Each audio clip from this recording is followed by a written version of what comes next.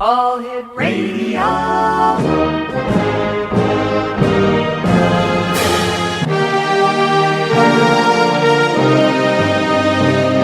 Welcome to the X Zone, a place where fact is fiction and fiction is reality. Now, here's your host, Rob McConnell.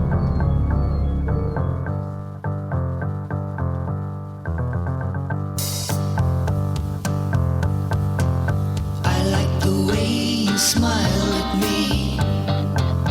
I felt the heat that enveloped me. And what I saw, I like those minds. And good evening, one and all, and welcome back to the X Zone. I am Rob McConnell, and for the next 4 hours, I am your host and your guide as together we cross the time-space continuum to this place that I call the X Zone. It's a place where people dare to believe and dare to be heard. It's a place where fact is fiction and fiction is reality. And we come to you Monday through Friday from 10 p.m. Eastern until 2 a.m. Eastern on the Talkstar Radio Network, Mutual Broadcast Network, and X Zone Broadcast Network. If you'd like to find out about the X Zone TV channel on SimulTV, visit their website at www.simultv.com. And for all the information on the X Zone Broadcast Network and the many fine shows we have available for you, 24/7, 365, visit our website, xzbn.net. .net. X Zone Nation, our guest this hour is Michael Anthony Gagliardi. And he is a gentleman who was born in Toronto, and he has quite a story to tell. Instead of me reading the bio, I'm going to ask Michael to join us now. And first of all, Michael, thanks very much for coming on the show. And I was wondering if you could tell our listeners about yourself. Well, thank you so much for having me. Appreciate it. And my story starts in 1968. I was born in Etobicoke.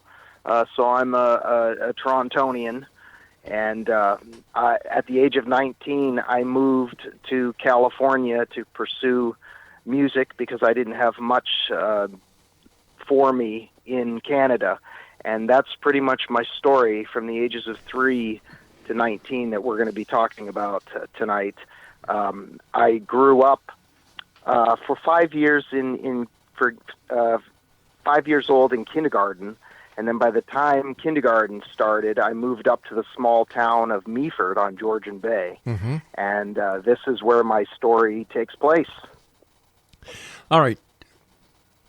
How old were you when you had your first encounter? Because you claim that it is the most incredible story of demonic possession. Share it with us. Yeah, it still shakes me up to talk about it. You know, I'm pretty new. It's taken me 40 years to talk about this. Okay. And I'll just tell you, it started when I was 3 years old. Mm-hmm. That I can remember. I have an older sister who's 7 years older, and she remembers it beginning a little bit before that. But the first encounter that really set me on edge, I think I was about three and a half years old. Coming from an Italian family, my family was immigrants from Italy after World War II. And my mother, when you're in an Italian family and you're a child, you eat pasta fagioli all the time. So it's like star soup or pastina. Right. And every time at lunch hour, my mother would call me to the table, and the soup would be there. This one particular time, she called me to the table. It wasn't there, and she came up behind me and poured the scalding hot soup all down my shoulder. Oh, God. And what happened from then, she called a taxi to take me to the doctor. She never said a word to me. She never consoled me. I was screaming in agony and pain. I remember it so vividly because it was such a traumatic event for me. And we went to the doctor. She never consoled me, never touched me. And then we went home. I don't remember the doctor visit. I don't remember actually going home. But that was the beginning of these strange things that began to unfold with my mother. Now, prior to this, had your mother shown any signs of mental issues or depression? Or was she under doctor's care for anything? No, there was no doctor's care. My sister, who, like I said, is 7 years older than me, she said that Mom started acting peculiar. She started distancing herself from the family, cutting off us emotionally. Since this happened at 3 years old, I can remember never did my mom ever touch me. She didn't say I love you. She never said anything, nothing nurturing or signs of affection. And her behavior grew worse and worse as the years went by. So by the time I was 5 years old, there were strange things happening in the house. You know, I was only 5, but Right. I remember my mom just starting to, kind of lose it and kind of be out there a little bit. And by the time we moved up to Meaford, I don't know if you're familiar with the little town of Meaford. It's only 4,500 people on Georgian Bay. It's a very small town. By the time we moved up there, things started to escalate, and her behavior grew worse. Her connectivity with the family and with life in general began to shut down. And this went on, like I said, for at least, I call it 12 plus years, because those were the 12 plus years that I was really, coherent as a teenager and able to really see what was going on. But it started before I was 3, but that was the first incident that I can remember. And it escalated. There's so much in between 3 years old and 18 by the time I left and went to California, which is where I reside now. But it got so bad that two times she tried to attempt murder on us, and she was taken away in a straitjacket. And those might sound like mental issues, but let me fill in some of the gaps for you. By the time I was 10 years old, my mother began having conversations with herself, sitting in a chair. This was all a very gradual thing over the years. Right. She began talking to herself, which is, that's a mental issue. But then it escalated from having conversations with herself to having multiple conversations. Then the voices changed. She had multiple conversations, multiple voices, and then they changed from that into languages, different languages. And then from that, it went into very violent and angry displays of conversations. There was, as I remember as a teenager, it was like there was a war going on in her.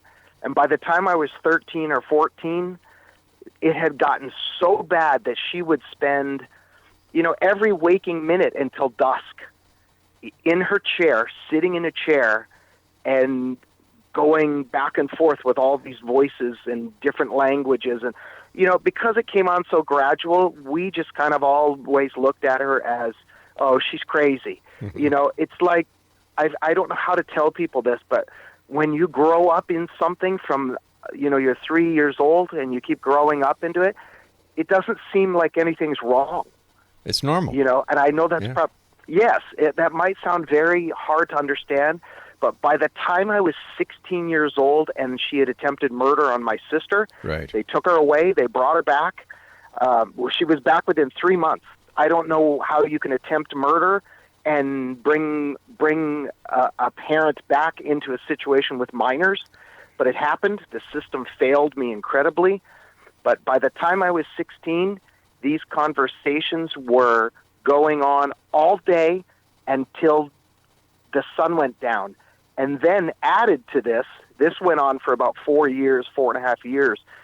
She began hitting herself with a log across her chest. All right, hold on. Just go aheed. All right, I'm just going to have to take my first break here. Michael, please stand by. Exonation, Sure. Michael Gagliardi is our special guest. He's written 2 books. The first one is Devil Take the Hindmost. It's out now. And coming up very soon in the next couple of weeks is Devil Take the Hindmost Part 2. And it's going to be, the first book is available now on Amazon, and the second book of the Devil Take the Hindmost Part 2 will also be on Amazon in about 2 weeks. Fascinating story. The most incredible story of demonic possession. We'll continue here in the X Zone on the Talkstar Radio Network, X Zone Broadcast Network, and Mutual.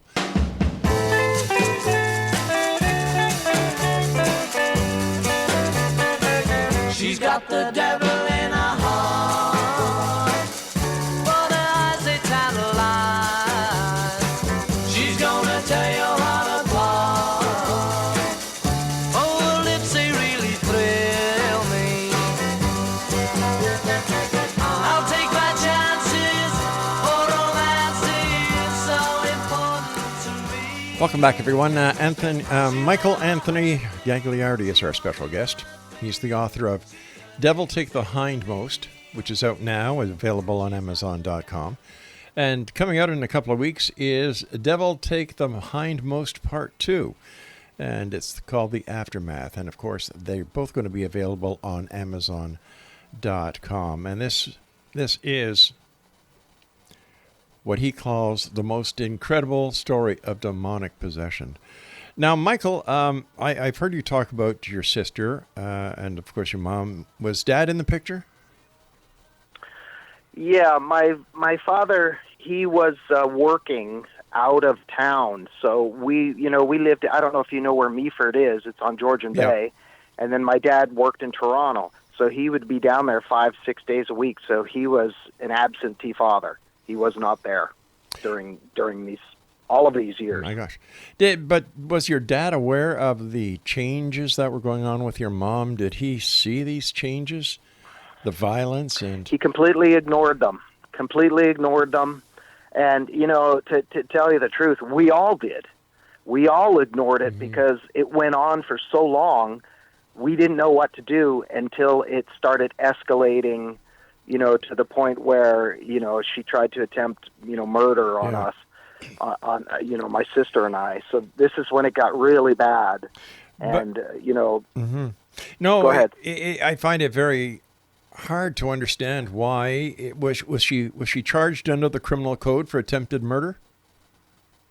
No, and that's what this happened twice. And the police showed up, right. The mental institution from Owen Sound showed up, and they took her away in a straitjacket, and 3 months later they brought her back. Both times? Both times, with minors in the house. Did social services or children's services step in and do anything? They stepped in and they tried talking to me because my sister was getting ready to leave. She had had enough. She was already 18. She was ready to go. They tried to convince me to leave the house and go live somewhere else, which I remember being 16 years old when they were, this is when the second time happened, the second time where they took her away. I remember them talking to me, and I was sarcastic and angry, and I was telling them, so, the only thing you're gonna do something is if I show up with a knife in my back. Oh my God. Kind of deal. Yeah, and they failed me completely.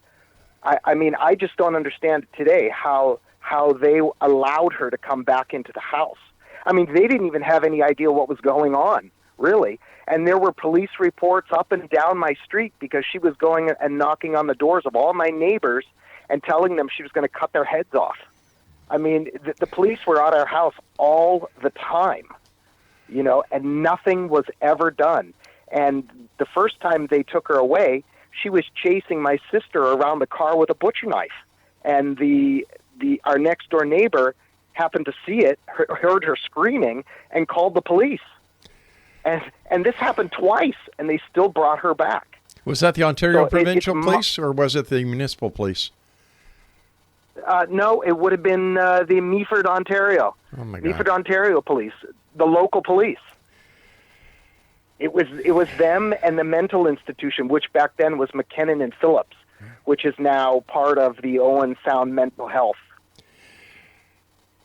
You know, I'm sitting here just shaking my head on, you know, just by the grace of God, you and your sister weren't physically harmed, but the mental abuse that you both lived for so many years with. I can't understand why Family and Children's Services didn't step in, take you out of there and put you somewhere until things could be sorted out. You just don't leave a 16-year-old in a house because they don't want to leave. Yeah, you know, they didn't even know the half of really what was going on. They had no idea. I mean, like I said, by the time I was 15, for at least 4 years, 14 to 18, she would be doing these conversations and going, you know, and have these manly growling voices, and her voices would change. They would change into different languages, and she'd be whacking herself with a log on her chest. I mean, I'd leave at 8 o'clock in the morning and try to just be out of there. I would go, you know, hiking up the river, come back at dusk, and I'd be parking my bike, and I could hear the thuds from outside of her hitting her chest. And she would do that every day. She did that every day for like 4.5 years. That and hitting herself with her other hand with a boot across her head. And she did this for all of her waking hours. For 4.5 years, I never saw anything but that. And it wasn't till nighttime that things really started to get bad, where she would start screaming. She would be in her room, and I would hear, it sounded like 3 or 4 people, you know, wrestling. We had a subfloor, so, you know, when you bang on the subfloor, you can hear it all over the house. Right. And it sounded like 3 or 4 people wrestling in there, hitting the walls and and I would get so frustrated. I'd be like, what the hell is going on? And then I'd run in there, open the door, and she'd be lying there in her bed with their covers pulled up to her eyes. And I'd be like, I'd ask her, what's going on? And sometimes she would say to me, Satan's jumping on me, you know, from the ceiling. And then I would close the door, leave, and then 5 minutes later, here we go. Sounds like 4 people wrestling and banging. And mind you, she was 5 feet tall, and she weighed probably 280 pounds. She ate everything in sight like an animal. It got so bad that there was no food in the house, and I stole food for about 8 years from gardens and from my school. I would do elaborate schemes to steal food from children's lunch boxes. And I did this for years. And it came down to the point where my father did this. He had to take all the food we have and put it in a freezer downstairs and put a big chain around it. That's how bad it was. She was voracious, just voracious. Like I said, she was only 5 feet tall, right, and she weighed probably 260, 280. My God.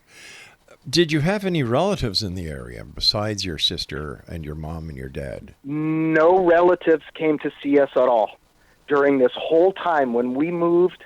When we moved out of Toronto, we had lots of family on both sides of the family, my mother's side and my father's side. My father had 5 brothers and 1 sister, and then all their kids, and we always got together and did stuff. When we moved up to Meaford, which is, 100 miles north of Toronto, to Georgian Bay on Nottawasaga Bay there, no family ever came to see us ever again.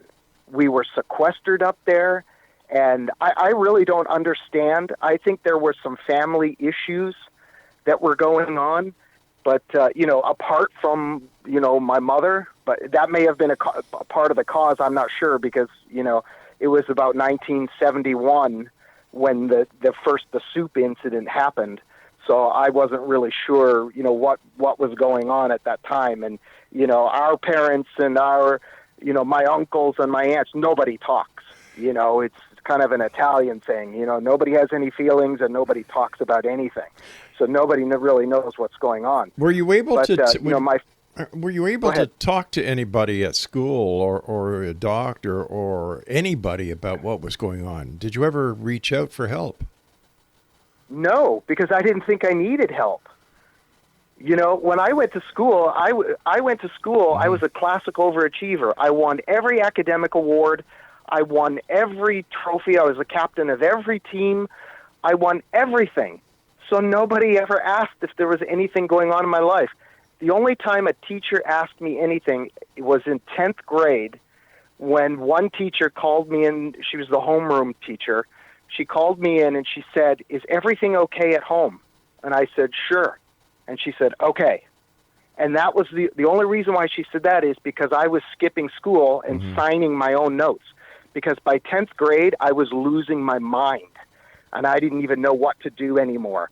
You know, it got to the point where it was either my mother or me at that point. She was getting extremely violent. The mental torture of her talking and screaming and yelling and singing and whistling, it was nonstop from every waking moment. I never heard her go to sleep. I slept in my room for a good, I'd say 8 or 9 years, maybe close to a decade. Every time I went to bed, I pushed the armoire. We had a big armoire in my room. I pushed it up against the wall, and I slept in a fetal position with a hockey stick. And I slept in the same position for so many years that I wore a hole from my shoulder, my hip, my knee, and my ankle right down into the springs until the springs were exposed in my bed, and with a hockey stick. And every night she tried to get into my room. And I never heard her sleep. It was like she never slept. And I had to torture myself, basically, to get to sleep. I would pound my legs until you get that, you know, that euphoric feeling, you know, when you have an injury. Yep. You get zapped of your energy. I would beat my legs until they were so bad, they were hurting so bad that I would eventually fall asleep. Michael, you know, we've got to take our news break here at the bottom of the hour. Please stand by. Okay. I don't know what to say except God bless you and your sister. Exonation, Michael Anthony Gagliardi is our special guest. We're talking about 2 books that he's written. Devil Take the Hindmost. It's out now on Amazon. His second book, that is entitled Devil Take the Hindmost Part 2, The Aftermath, is coming out in a couple of weeks, and it too will be available on Amazon.com. Definitely the most incredible story of demonic possession that I've heard so far. We'll return on the other side of the news. Don't go away.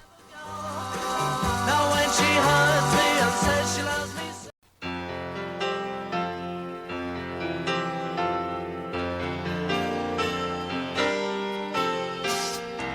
Hello, yeah, it's been a while. Not much. How about you? I'm not sure why I called. I guess I really just wanted to talk to you.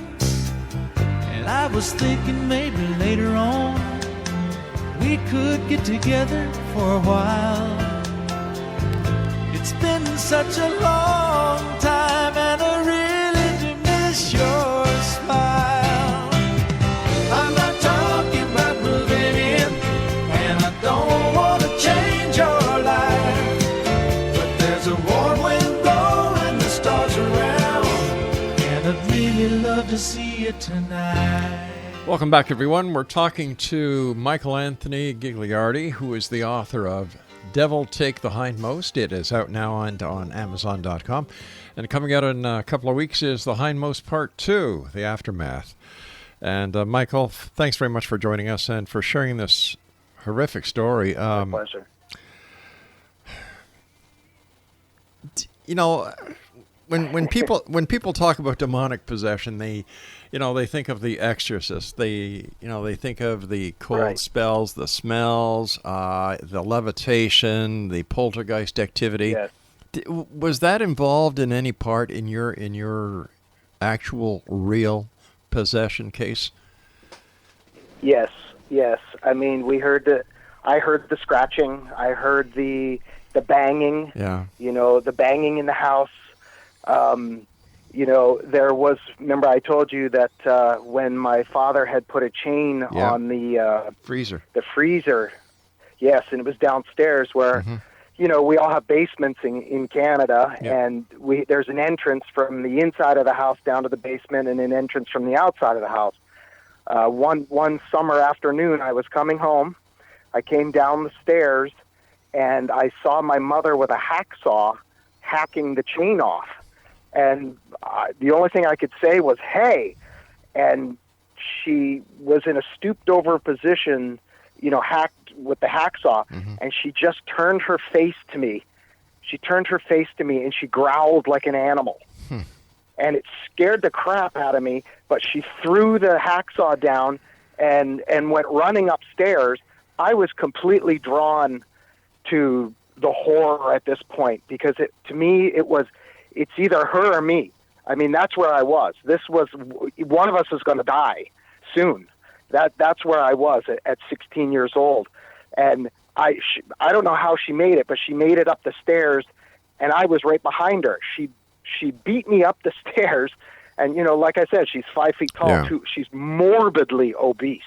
I mean, 260 to 280 and 5 feet tall. She ran into her bedroom, slammed the door, and I went to open the door, and I could see the door depress outward. It began to bulge because she was pushing against the door, and she was holding on to the handle, of the door, and I was trying to open the door. I was so overstimulated and terrified at that moment.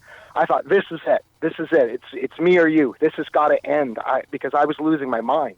I couldn't take it anymore. And I waited for her. I tried to open the door, and I couldn't get the door open. And she was leaning against it. So I just stood there and I waited. And all of a sudden, about 5 minutes went by. The bulge in the door started to recede. And I could tell that she backed away from the door. So I grabbed the door handle, and I swung it open really quick. And she looked at me, and she had a barrel in her hand, which my dad would put, he saved pennies in it. For some reason, she had that, and she had a handful of them. And the second I saw her face, we were probably 2 feet apart. And when I looked at her face, the left side over her eyebrow to her temple was bulging in and out, just like you see on the movies. And her eyes were black, just black pools. There was no pupil. They were just solid black. And she threw a handful of pennies at me, and then lunged at me, again with this guttural man's voice. And, I'm 16 years old, I was almost close to 6 feet and weighed 126 pounds. So I took off and went down the hall. She chased me down the hall outside. And when I went outside, she didn't come outside. She didn't follow me outside. Then all of a sudden I heard her door slam with such power that all the air in the house just sucked out. And I was standing on the driveway, and I was standing there. I was bent over, and I was going. I was in utter shock at what I had just saw. I was in absolute shock, and I couldn't talk for probably 10 or 15 minutes. And I thought I got to call my dad, and so I knew that he was home that day because it was the weekend, and he had a girlfriend at the time, and I reached in because our phone was right inside the door, and we had a mudroom there. So I reached in, I grabbed the phone, I brought the phone outside, and it took me probably 15 minutes to dial the phone number because I couldn't. My hands were shaking so bad I couldn't get. There were the rotary. Oh yeah. The rotary phones. I couldn't get my finger in the 5 right. to start, 538, which was our area code. It took me 20 minutes to dial the number because I kept dialing it wrong because I was in such shock. When someone answered the phone, all I said was, and then I heard the lady on the other line say, call my dad's name. He got on the phone. I said, yeah, I don't even know what I said. I didn't say much of anything because I couldn't talk. And he knew it was me, though. So he was only a mile away. So he rushed over, and he got out of the truck, and he said, because I'm in the driveway still with the phone, he says to me, what's happened? What's going on? And I couldn't tell him. I was so in shock. So he decided to go in the house. I followed him. When we went through the entry door, and then there's another door because we had a mud room, the second he opened the the door into the living room, there was my mother. She grabbed him, threw him to the floor. Now, mind you, my dad's 5'7". He probably weighed back then 170 pounds. 5'7", 170 pounds. She grabbed him, threw him to the ground, started scratching his face and growling like an animal. This low, guttural. My mother had a very high voice because she was only 5 feet tall, so her vocal cords were short. And she had a high voice, but she was emitting this guttural, non-human sound that just freaked me out. So she threw my dad to the ground, started scratching at his face and ripping at his face. Finally, he broke away from her. He ran outside. I ran outside with him. She slammed the door again. Boom! So loud that it sucked all the air out of the house again.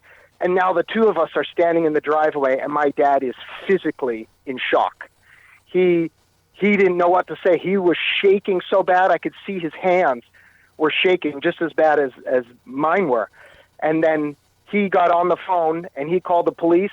The police brought the mental institution out, and they took her away in a straitjacket. And when they got there, she talked to them because I could hear her because the bedroom window was right at the front of the house. She was talking to the police in a very calm voice, very lucid, very controlled. I never even heard her talk like that in my entire life. Like, yes, officer. Yes, nothing happened here today. No, there's nothing wrong. I never heard her talk like that in my entire life. And they took her away. Well, and then 3 months later, they brought her home. I guess the fact that your dad was in the driveway with scratches on his face, the signs of physical altercation was there. And I'm sure, did she keep the house clean? Was the house orderly? Well, I'm sorry? Was your house orderly? Was it clean? Was it well kept? No. No, eh? No. She completely checked out. Ever since I can remember, by the time I was 5 years old when we moved to Meaford, she had checked out. All she did all day long was sit in a chair, and talk whistle, to herself, hum, sing, and have conversations back and forth. Okay. It was madness. When did your dad leave your mom? It was very close after that. Really? What had happened was he sold the house and got her an apartment in Owen Sound. Mm-hmm. And a few months later, she died. In fact, she died the day I left for California. I left for California. I went up and seen her one time. She was completely out of her mind, snarling and growling and talking in languages and having these conversations like usual, like I was so used to hearing. And she stopped for 30 seconds, came lucid, reached over to a drawer, pulled out a letter, handed me a letter, closed the door, laid back down in bed, and started and then going into these conversations with all these different voices. And that was the last time I saw her. And when I went to California, I left for California, was homeless. I went to I said, I don't care. I got to leave this country. I got to leave. I was going mad at that point. So I left for California, and I slept under the Santa Monica Pier. And then I happened to leave my number with someone that I knew, that I had met down there, and they had called 2 weeks after and said that your mom died. And they said, the coroner said that they had found her because the other tenants, smelled something really bad. Okay, she had died and was decomposing. All right, listen, we've got to take our final break. Please stand by. Exonation, our guest this hour is Michael Anthony Gagliardi, and the name of his two books, Devil Take the Hindmost, and coming out in a couple of weeks is Devil Take the Hindmost Part 2, The Aftermath. We'll wrap up this hour on the other side of this break. Don't go away.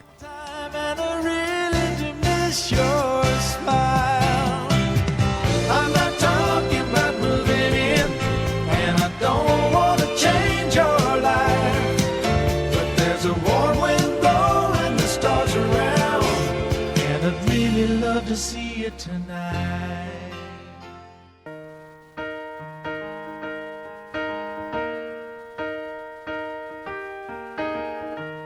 Where is the moment we need it the most? You kick up the leaves and the magic is lost.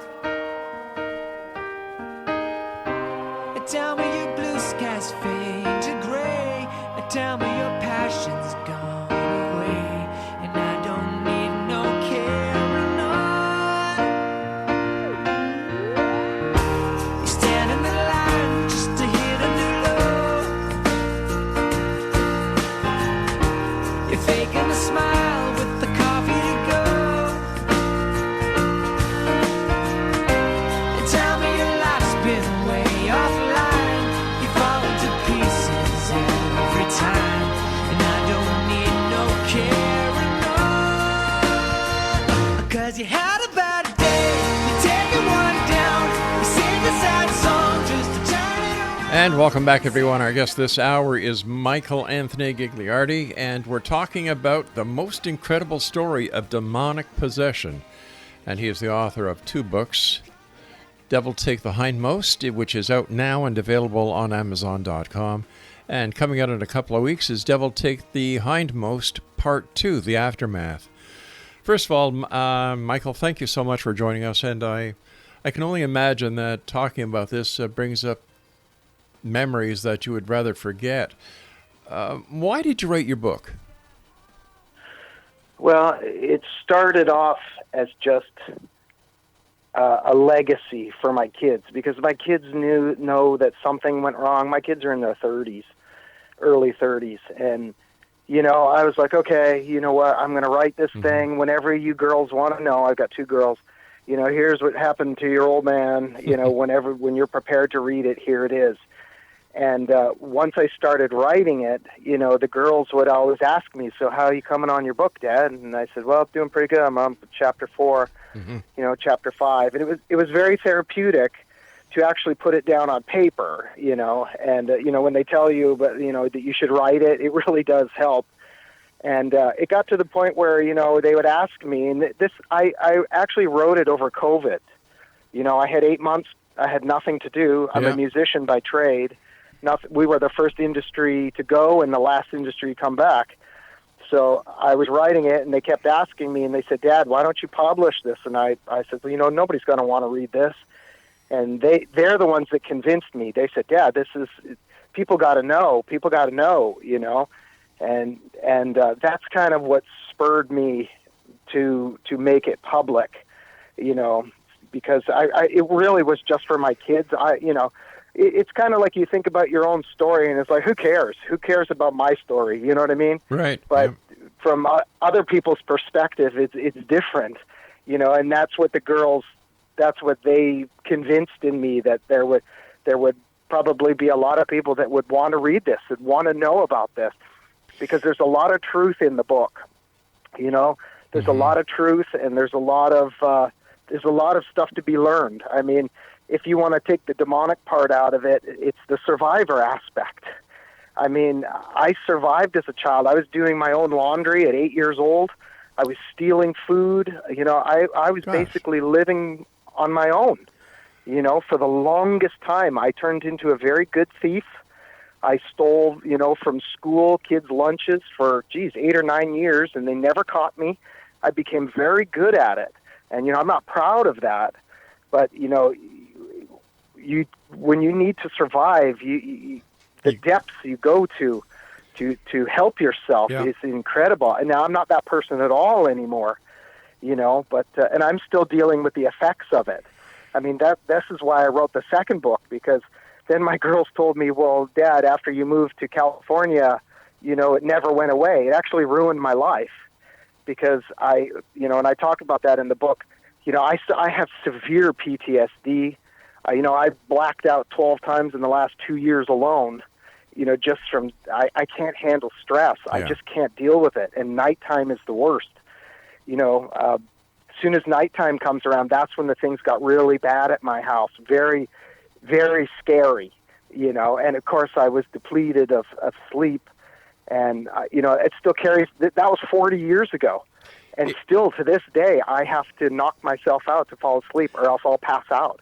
I won't sleep for 4 days. Wow. Tell me, do you have any idea, or has anybody come up with a theory on why your mother was possessed? Well, yes, and I have, and I've traced back all the information that I can attain, and what it looks like is, back in 1970, 71, 70, just before those few years, my mother lost her father. She adored him. He was her life.